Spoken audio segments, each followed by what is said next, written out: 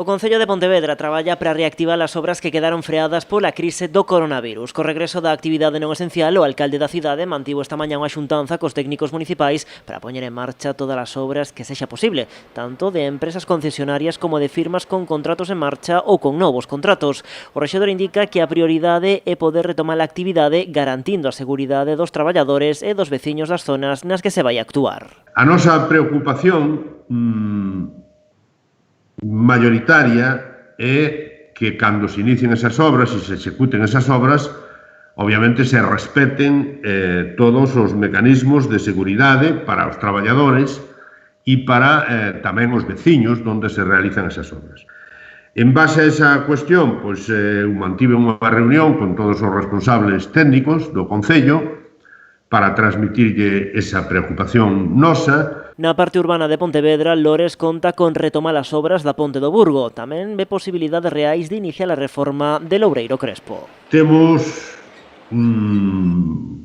posibilidades reais, non, de que a obra de Loureiro Crespo, que é a obra urbana máis potente que se fixo nunca no Concello, pois estamos a falar de cerca de 3 millóns de euros, e que incluye todo o Loureiro Crespo hasta chegar á Avenida de Lugo, e tamén todas as perimetrais do barrio do Castañal.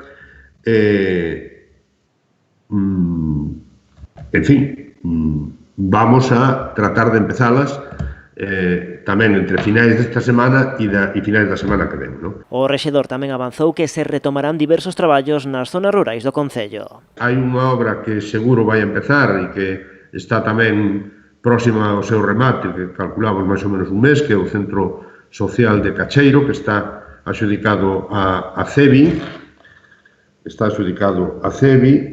e logo intentaríamos tamén